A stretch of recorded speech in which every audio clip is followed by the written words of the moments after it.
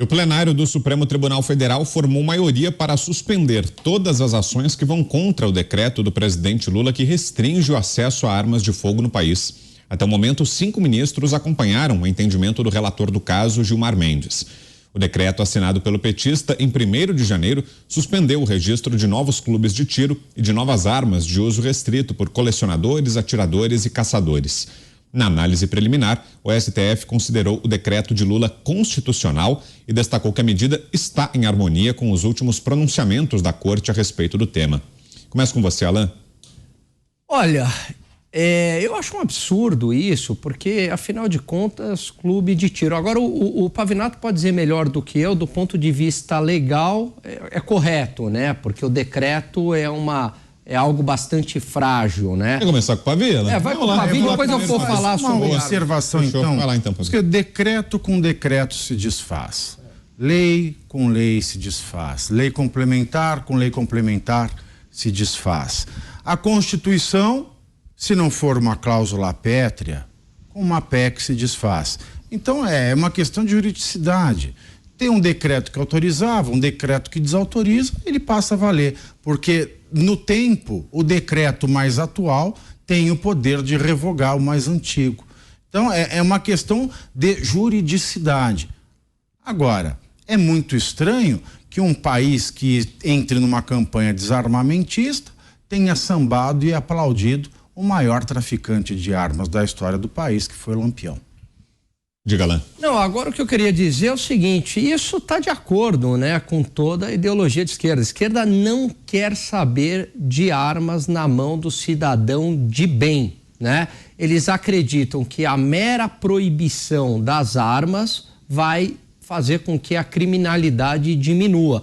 Como se não houvesse armas no mercado ilegal. Aliás, o bandido, ele não compra arma no mercado legal. Ele não chega e fala assim, olha, eu quero o registro aqui da arma, né? Porque eu vou cometer um assassinato. Não é assim que a coisa funciona.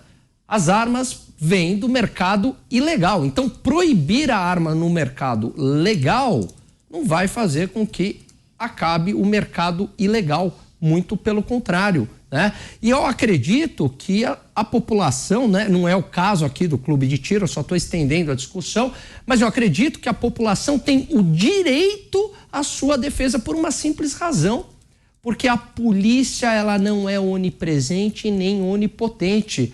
A arma é uma espécie de defesa da sua vida e da sua família, né? Além do que regimes, sem exceção, regimes ditatoriais, primeira coisa que eles fazem, o que é?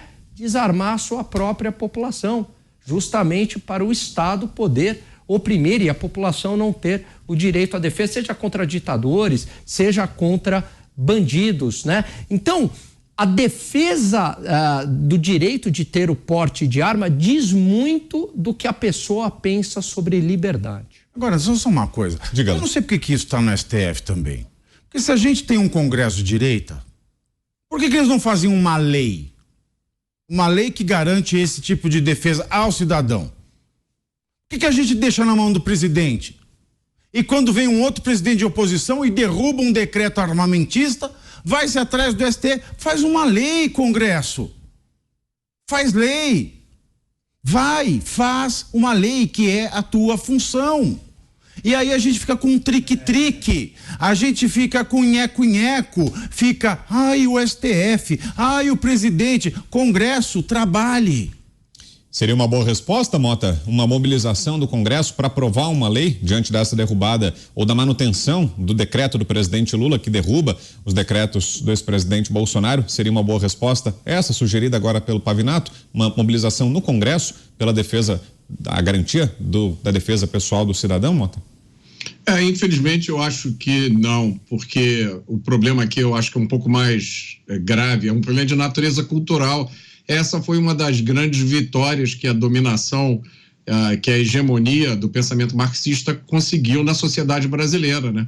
Uma aversão do brasileiro à autodefesa armada, que não tem nenhuma explicação lógica. Quando você apresenta os números, quando você apresenta as situações, esse sentimento não resiste à realidade, né? Eu mesmo pensava assim, até o dia em que eu tive uma conversa com o Benê Barbosa, que é um dos maiores especialistas brasileiros de armamento, e com um pouco de conversa o Benê me fez ver que realmente não tem sentido nenhum você fazer uma lei que demoniza, que proíbe, que restringe de todas as formas possíveis a aquisição de armas por cidadãos de bem, enquanto as armas dos traficantes vêm do contrabando e eles têm quantas armas eles quiserem.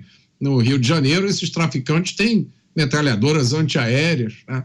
Usam granadas contra a polícia militar. Quase todo brasileiro já foi ou conhece alguém que foi vítima de assaltos à mão armada.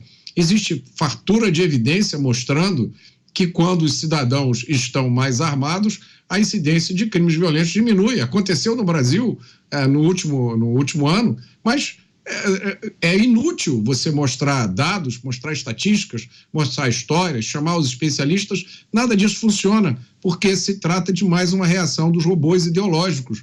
Os robôs ideológicos foram programados para achar que cidadão não pode ter arma, pronto. Mas e as armas dos bandidos? Isso é outra discussão, não tem nada a ver com isso. Oi, Alan.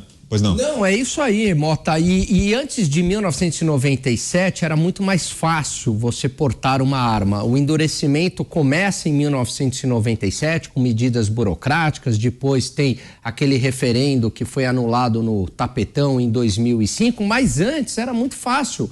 Então, e a violência no Brasil era muito menor. Eu mesmo já fiz um exercício estatístico onde eu correlacionei número de armas per capita com criminalidade. E a correlação é negativa, ou seja, quanto mais armas, menor a criminalidade. Eu vou ser honesto aqui intelectualmente, né? E não vou afirmar causalidade. Tem outras variáveis. No entanto, me chama muito a atenção que justamente os países mais armados é justamente onde a violência é menor. Talvez porque a população consiga se defender. Talvez porque o bandido, na hora que ele vai roubar, na hora que ele vai matar, na hora que ele vai estuprar, ele faz um raciocínio de risco-retorno, ele leva em conta o risco. Eu não sei se aquela pessoa está armada e talvez ela vá reagir, então melhor eu não assaltá-la. E os demais, talvez aquela pessoa não esteja armada, mas os demais estão armados, né? O efeito de sua ação. Então, enfim, eu não vejo por que, né, não voltar com essa pauta no Congresso Nacional do cidadão ter o direito de portar a sua arma e se defender.